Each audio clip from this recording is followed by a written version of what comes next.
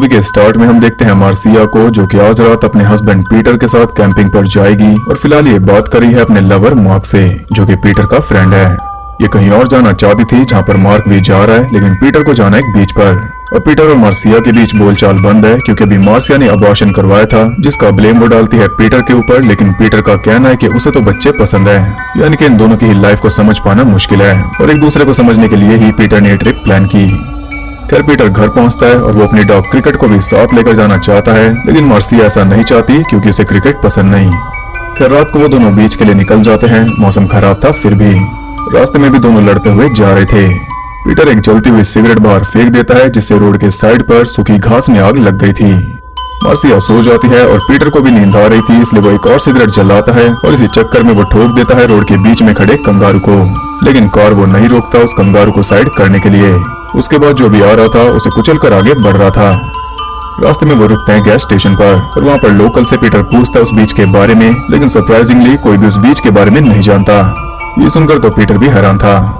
अब इतने में वो फ्यूल भर रहा था। स्टोर के अंदर से एक ट्रक ड्राइवर मार्सिया को घूरे जा रहा था और हैरानी की बात यह है कि उसकी शक्ल पीटर से कुछ ज्यादा ही मिलती है। उसने मार्सिया के भी होश उड़ा दिए। खैर वो आगे बढ़कर बीच की तरफ मुड़ जाते हैं। वहाँ पर लिखा हुआ था कि यहाँ से दूर रहो, फिर भी वो बेशर्मों की तरह आगे बढ़ जाते हैं। थोड़ी आगे जाकर ही कार का टायर पंचर हो गया था। पीटर डरते हुए उसे बदल रहा था, क्योंकि उस जंगल में से जानवरों की आवाजें आ रही थी।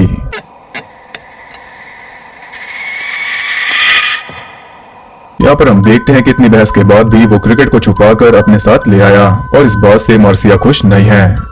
टायर बदलकर वो फिर से आगे बढ़ जाते हैं और पीटर मार्सिया को बताता है कि मैंने कंगारू को उड़ा दिया, लेकिन इस बात से उसे भी कोई खास फर्क नहीं पड़ता। अब तक ये इकलौती बात है जो इन दोनों में कॉमन निकली। आगे उन्हें एक पेड़ दिखाई देता है जिस पर एरो बना हुआ था। वो उसी दिशा में आगे बढ़ जाते हैं, लेकिन काफी देर तक ड्राइव करने के बाद वो घूम फिर कर दोबारा उसी पेड़ तक आ गए। 1 घंटे से वो गोल गोल घूम रहे थे। मार्सिया कहती है कि हमें वापस चलकर होटल में रुकना चाहिए, लेकिन पीटर कहता है कि हम काफी क्लोज हैं। आज रात हम कार में ही सो जाएंगे और सुबह होते ही हम बीच पर होंगे। मार्सिया मान गई थी, लेकिन जानवरों के रोने की आवाजें सुनकर उसे काफी डर लग रहा था। वहीं पीटर है जो भी पूरा एंजॉय कर रहा है। खैर अगली सुबह जब मार्सिया की आंख खुलती है तो वो खुद को पाती है बीच पर, जैसा कि पीटर ने कहा था। वो एक पेड़ काट रहा था। मार्सिया पूछती है कि तुम इसे क्यों काट रहे हो, तो वो कहता है कि क्यों नहीं। उन्हीं की जगह पर आकर ये उन्हें काट रहा है, जबकि इसे ग्रेटफुल होना चाहिए। अपने साथ वो एक हारपून और एक राइफल भी लाया है शिकार करने के लिए, इसलिए इतना एक्साइटेड था। दूसरों को दुख पहुंचाना इसका सुख है। मार्सिया थोड़ी लकड़ियां जमा कर रही थी तब वो देखते हैं कि वो एरो वाला पेड़ तो वहीं पर है। फिर वो पूरी रात कैसे घूमते रहे, उन्हें तो बीच मिल जानी चाहिए थी। ये बात वो जाकर पीटर को बताती है, लेकिन वो इसे भी सीरियस नहीं लेता। वो चला जाता है स्विमिंग करने। मार्सिया को एक अंडा मिलता है जिसे लेकर वो घूम रही थी। तभी वो देखते हैं कि पीटर के पीछे कोई बड़ी सी काली चीज आ रही है। उसे लगता है कि शायद वो कोई शार्क होगी, क्योंकि इनकी डॉग भी भौंक रही है। वो चिल्लाकर पीटर को बाहर बुला लेती है और अब वहाँ पर कुछ भी दिखाई नहीं दे रहा। वो वापस टेंट पर जाते हैं और मार्सिया बताती है कि कल रात उसने किसी बच्चे के रोने की आवाज सुनी थी, लेकिन पीटर ने कुछ भी नहीं सुना। उनके सामान पर ढेर सारी चींटियां चल रही थी, इसलिए वो स्प्रे करके उन्हें मार देती है। पीटर शिकार के लिए जा रहा था कि तभी अचानक वो हारपून फायर होकर घुस जाता है उसी पेड़ में जिसे एक काट रहा था और मार्सिया बाल बाल बच गई। हारपून के आसपास कोई भी नहीं था। वो उसे निकालने की कोशिश करता है, लेकिन वो नहीं निकलता। तब वो क्रिकेट के साथ वहां से निकल जाता है। बीच पर जाकर वो फायरिंग कर रहा था, दारू पीकर बॉटल्स को पानी में फेंक रहा था और फिर उन्हें भी शूट कर रहा था। तभी उसे वहां पर एक डॉल मिलती है जिस पर कोई काई जैसी चीज लगी हुई थी। उसका रैम्पेज जारी रहता है, जिसमें फायरिंग कर करके वो कई पक्षियों को मार देता है, जिनमें एक मदर डक भी शामिल थी। अब आयरनी ये है कि अपनी डॉग को इसने खुद से चिपका कर रखा हुआ है। उसे तो ये घर से उठाकर यहाँ तक ले आया और यहाँ रहने वाले जीवों को ये मार रहा है सिर्फ फन के लिए। वापस जाते हुए बीच के दूसरी साइड उसे एक वैन दिखाई देती है। शायद उनके अलावा भी कोई वहाँ पर मौजूद है। वापस जाकर वो मार्सिया के करीब आने की कोशिश कर रहा था, लेकिन सारी कोशिश फेल रहती है। इसी वजह से उनके बीच फिर से लड़ाई हो जाती है, क्योंकि पीटर तो बीच पर पूरा एंजॉय कर रहा है, लेकिन मार्सिया ऐसा दिखा रही है जैसे वो खुश नहीं। वो जाकर सर्फिंग कर रहा था और मार्सिया सो रही थी।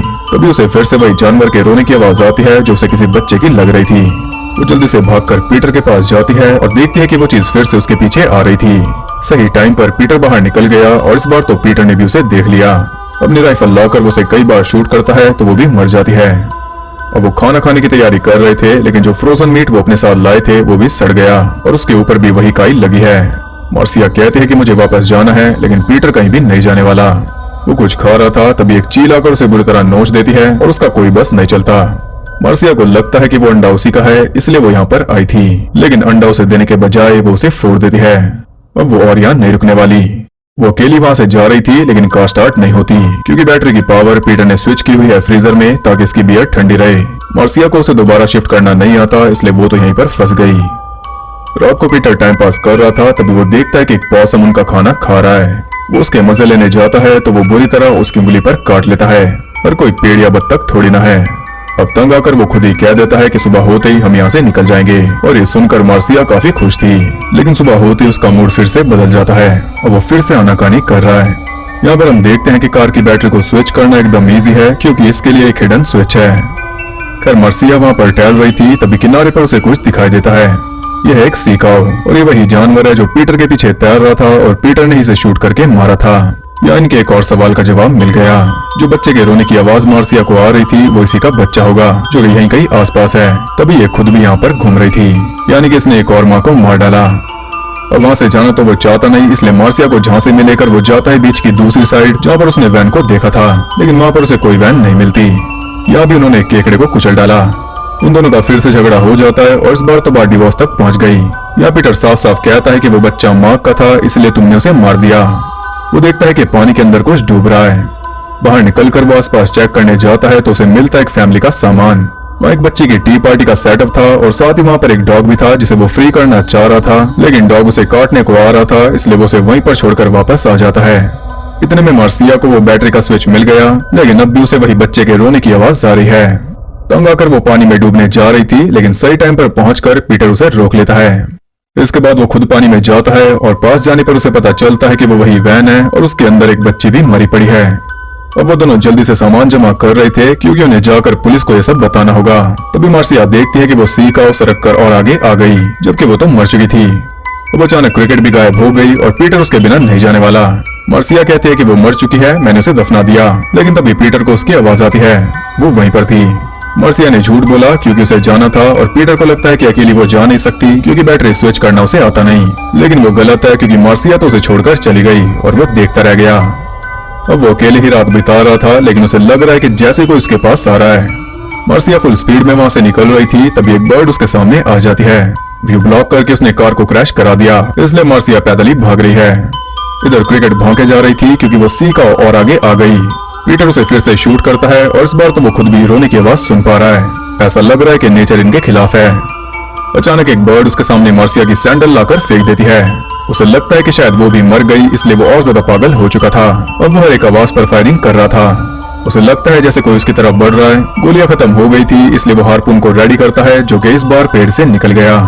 आवाज सुनते ही वो उसे फायर कर देता है और तभी आवाज बंद हो जाती है। लेकिन सुबह तक वो सुन बैठा था क्योंकि जिसे उसने मारा है वो है मार्सिया। इसका फेट हमें पहले ही दिखा दिया गया था। पीटर आगे जाता है तो उसे कार मिल जाती है।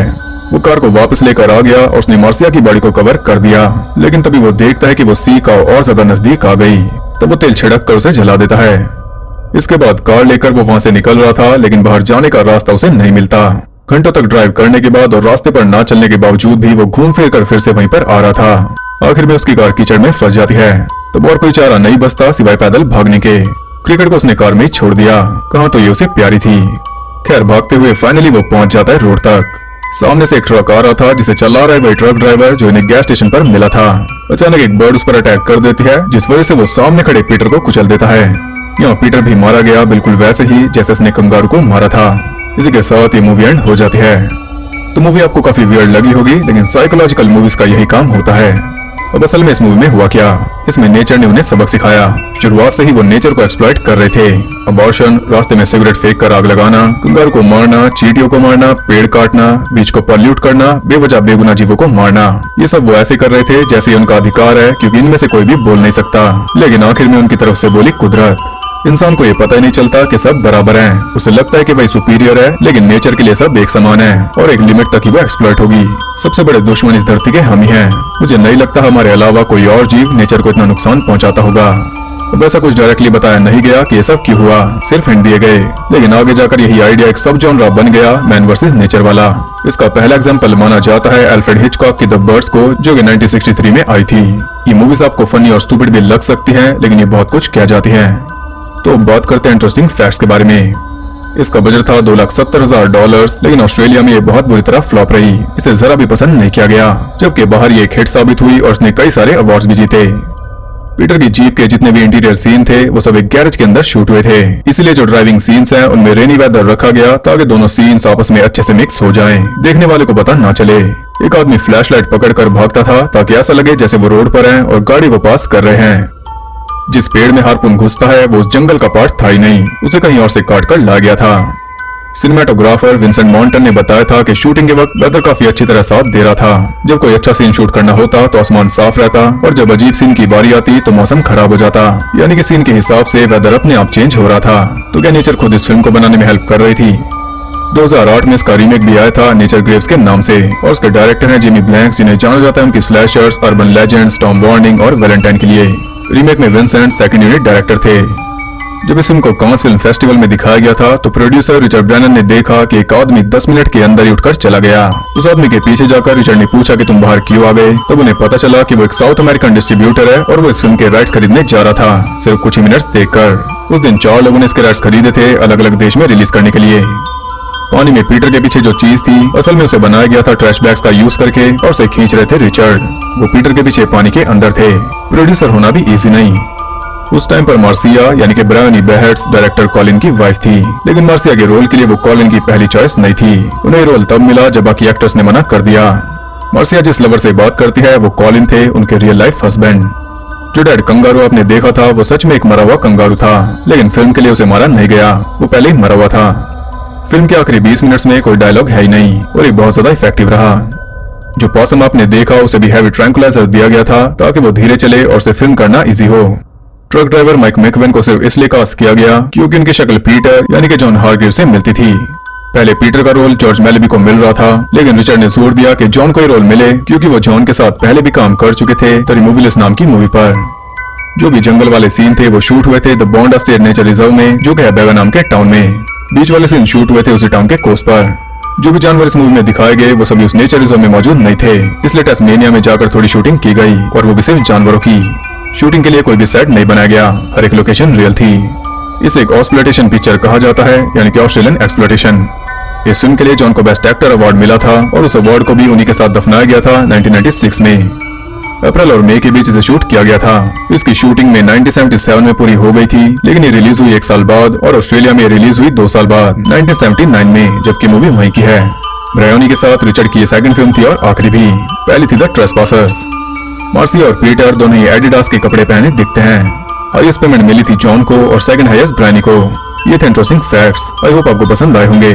अगर आपको ये वीडियो और मेरा एफर्ट पसंद आए तो उसे एक लाइक जरूर करना, वो बहुत जरूरी है मोटिवेशन के लिए। और साथ ही आप कमेंट करके बताओ कि आपको ये मूवी कैसी लगी, क्या आप ऐसी और वीडियोस देखना चाहोगे।